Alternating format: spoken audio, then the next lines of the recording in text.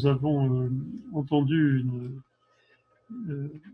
une série tout à fait intéressante d'interventions qui, chacune à leur manière, posent le problème des rapports entre commun et diversité, et d'autre part s'interrogent sur des figures diverses d'universalité. Cela peut concerner le rapport à des savoirs.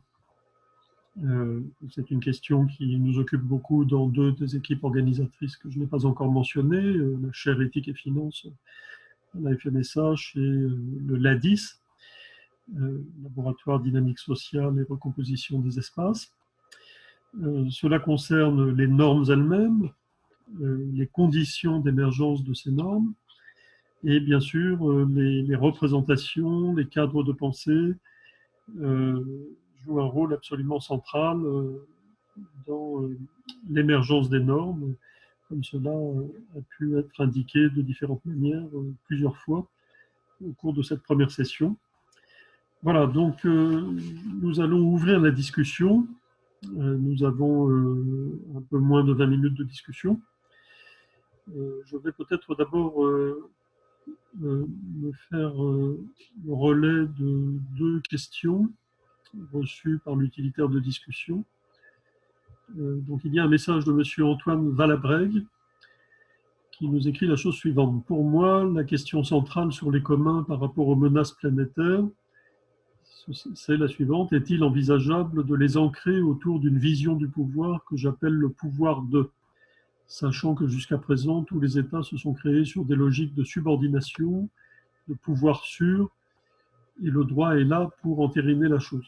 À ce moment-là, ce n'est pas que du bricolage qu'il faille faire, mais vraiment inventer du nouveau qui implique un maximum de personnes. Dit autrement, la nécessaire autorégulation du vivant ne peut se déployer que si l'on favorise l'hybridation, comme le dit la professeure Delmas-Marty, et l'invention d'autres formes de pouvoir reconnues et garanties. Une deuxième question qui s'adresse spécifiquement à Madame la professeure Delmas-Marty, de Jimmy Mersman.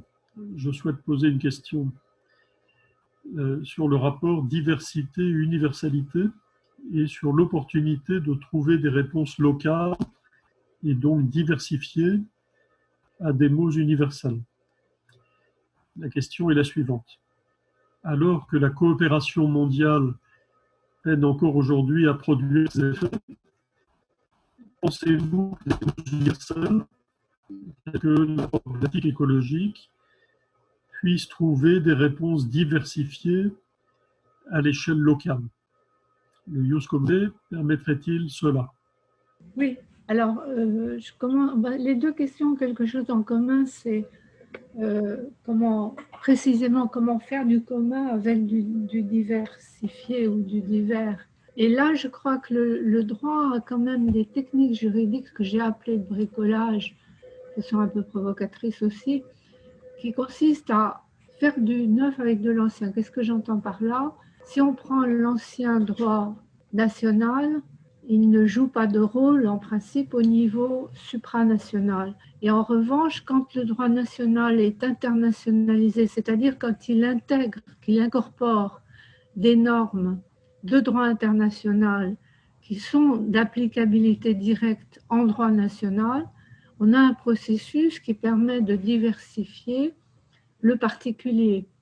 C'est un peu ce qu'on a fait en matière de procès climatique quand par exemple, l'un des premiers procès climatiques aux Pays-Bas, lancé contre le gouvernement des Pays-Bas pour ne pas avoir respecté les engagements pris en matière de réduction des gaz à effet de serre. Là, on applique des normes de droit interne, mais dans l'interprétation de ces normes, on introduit la référence aux engagements internationaux. Et ça a permis de mettre en cause la responsabilité de l'État pour non-respect des engagements internationaux. Alors, c'est intéressant parce que c'est un premier processus qui consiste à partir des droits différenciés, alors des droits locaux, là c'est le niveau national, ça peut être infranational, ça peut être supranational régional, Et puis, ça nous amène au niveau mondial. Donc, à partir de droits particuliers, diversifiés, on peut avoir une sorte de rapprochement par ce biais de l'internationalisation, donc de l'intégration de normes internationales en droit interne et leur applicabilité directe. Alors, l'autre phénomène qui va dans le même sens, finalement, c'est, là, on fait du neuf avec du vieux droit national, on fait quelque chose comme un droit commun. Et inversement, si on prend des normes internationales qui peuvent paraître trop rigides par rapport au niveau national, par rapport au contexte national, il y a des techniques juridiques qui permettent de contextualiser la norme internationale. On le connaît, c'est un processus que l'on connaît dans différents domaines. On le connaît en matière de droits de l'homme avec la technique inventée par la Cour européenne des droits de l'homme, mais reprise ensuite dans un protocole additionnel, qui est la marge nationale d'appréciation. C'est-à-dire qu'il y a un principe commun, la liberté d'expression, par exemple, dont on parle tant ces jours-ci. Il y a un principe commun, mais dans la mise en œuvre de ce principe, il y a une marge nationale d'interprétation. Une marge nationale qui, pour ne pas être arbitraire, pour ne pas déboucher sur l'arbitraire du juge, doit répondre à un certain critère. Et c'est la faiblesse à l'heure actuelle du raisonnement de la Cour européenne, c'est que les critères ne sont pas toujours très précis, ou ils ne sont pas toujours explicités. Mais en elle-même, la technique de la marge nationale permet de diversifier l'universel. En l'occurrence, c'est l'universel européen. Mais le même raisonnement permet de diversifier l'universel mondial. Et alors, si on transpose dans un autre domaine qui, à première vue, est très différent du point de vue des normes, qui est le domaine du changement climatique, on a le concept de responsabilité commune mais différenciée des États, c'est-à-dire que les responsabilités communes sont les objectifs définis au plan international, par exemple par l'accord de Paris récent. Ça, ce sont les objectifs communs, donc c'est ce qui est en commun. Mais ensuite, la notion de responsabilité différenciée permet, selon le contexte de chaque pays, qui peut être le contexte historique, géographique, politique, économique, voire culturel, d'admettre des différences dans la mise en œuvre de ces objectifs. Et par exemple, on reconnaît la validité d'une référence historique, les pays qui sont déjà industrialisés depuis longtemps, qui ont commencé à polluer depuis longtemps, et ceux qui, au contraire, n'ont jamais connu le développement et n'ont jamais, peut-être polluent parfois autant à l'heure actuelle, mais n'ont jamais connu ce passé. Donc, c'est un exemple, mais il y a d'autres manières de contextualiser. Alors, voilà, ce que j'ai essayé de dire, c'est que le droit offre des techniques juridiques qui permettent au fond, de faire quelque chose qui est entre le national et l'international supra, entre le national et le supranational. Et je crois que c'est intéressant de pouvoir naviguer ainsi entre le niveau national et le niveau mondial. Alors, pour répondre sur la question si j'ai bien compris, la première question touchait à la difficulté d'assurer une sécurité collective. Est-ce que c'est bien? Je ne sais pas si la personne qui a posé la question est joignable. Non, peut-être pas.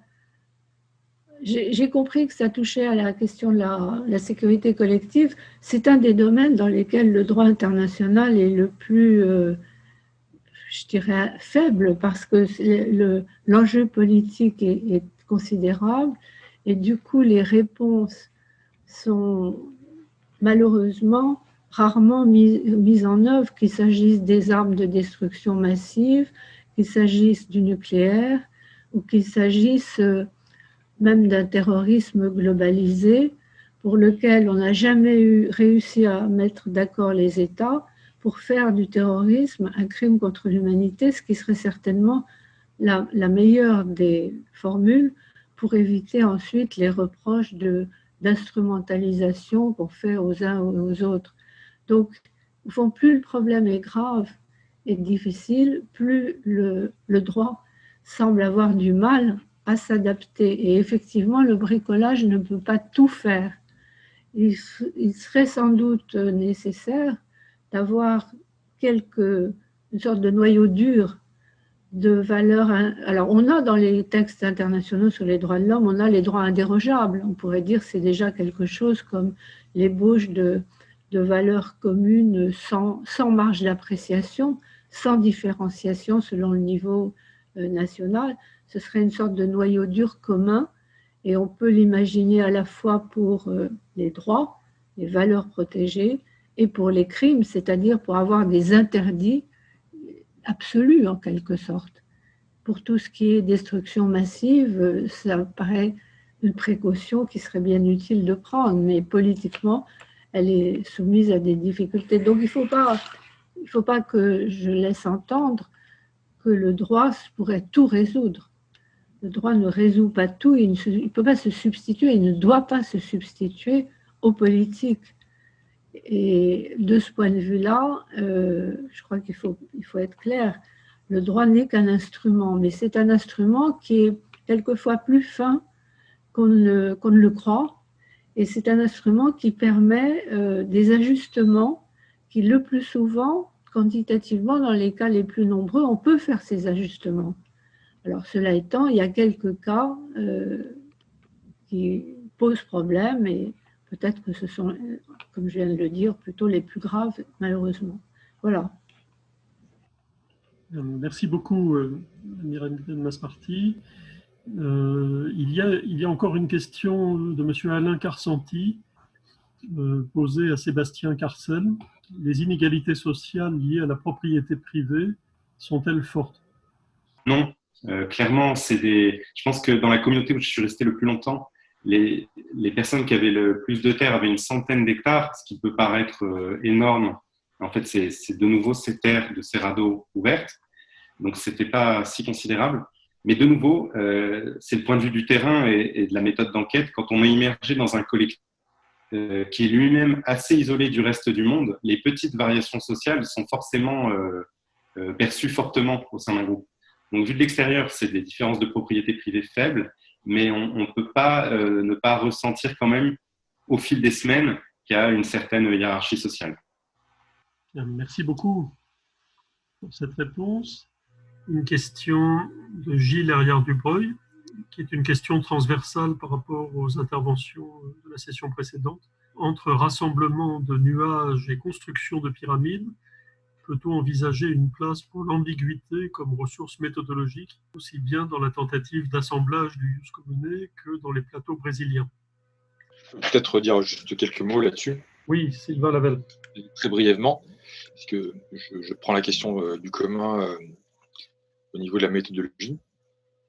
Et une des questions que je me suis posée en réfléchissant à ce problème et sans l'avoir beaucoup développé dans ma présentation, c'est la question, je dirais, du rapport entre l'enquête experte et l'enquête novice, ou ce qu'on pourrait appeler l'enquête ordinaire, qui est un des sujets sur lesquels je travaille aussi par ailleurs. Et en particulier, je me suis demandé si finalement, en mettant l'accent sur le problème diplomatique d'une discussion, d'une négociation des critères d'une méthode qui ont également une valeur normative, éventuellement contraignante, bien entendu, pour les acteurs ou les agents de l'enquête, on ne mettait pas de côté un problème qui, de toute façon, se trouve déjà présent dans les communautés d'enquête expertes, c'est-à-dire ce fait qu'il y a aussi discussion et négociation dans ces communautés expertes des normes d'une enquête, de la méthodologie de l'enquête, et que ce n'est pas donc forcément uniquement une diplomatie méthodologique qui pourrait, disons, concerner ces communautés hybrides d'experts et de novices. Il y a bien discussion et négociation au sein des communautés d'enquête expertes, mais c'est peut-être quelque chose qui est passé sous silence, sur lequel on ne braque pas suffisamment le projecteur, peut-être aussi parce que on tend à se prévaloir d'une vision un petit peu insulaire, vous voyez, ou d'une communauté d'enquête qui serait une sorte de sanctuaire préservé du populisme méthodologique qui nous guette, surtout si l'on s'engage dans cette entreprise, vous voyez, d'une recherche coopérative, hein, qui forcément va impliquer que l'on questionne en fait, hein, des standards qui auraient pu être considérés comme étant soustraits au questionnement précisément, hein, du fait de leur caractère contraignant. Voilà, je pourrais développer beaucoup, mais je n'en dis pas plus. Je veux bien intervenir aussi. Oui, Sébastien Carcel. En reprenant les termes de Sylvain, chercher un peu comme agronome des savoirs et des pratiques agricoles, agroécologiques qui me montrent que c'est possible, qu'une agroécologie existe, sachant que sur la scène internationale, le Brésil est un peu le pays étendard de l'agroécologie, il a longtemps été. Et en fait, ça s'est transformé en une enquête morale au sens de Dewey. Ce qui m'a fait, c'est de voir justement la diversité des valeurs, des normes entre les différents mondes dans lesquels j'ai circulé. C'était une ethnographie multisite, donc j'ai été dans les Gérais, mais dans d'autres régions aussi. Et ce que je dirais, c'est que un des outils en fait du commun que j'observais au quotidien est dans les modes d'être, dans les manières d'entrer en relation. Au sein de l'agroécologie brésilienne, le mot-clé peut-être, c'est la diversité, que ce soit la diversité des semences, des cultures. Donc en prenant comme mot d'ordre la diversité, c'est très difficile de faire du commun. Mais en fait, c'est rendu possible par le fait que, au nom de cet ennemi commun, qu'est l'agronégocio, qui veut réduire l'identité de chacun, qui voudrait réduire mon identité, alors chacun est en permanence dans les interrelations pour ne pas insister ou appuyer là où ça fait mal. Et chercher ce qu'il y a dans la personne que je rencontre, que je ne connais pas, qu'il soit agriculteur, agronome, etc., communicateur social, ce qui nous unit, ce qui est commun. C'est en fait un art diplomatique cultivé à portée de main de tous, mais qu'on peut vraiment étudier, chercher à comprendre et valoriser. Faire du commun, c'est savoir aller chercher ce que j'ai de commun avec l'autre dans un projet partagé.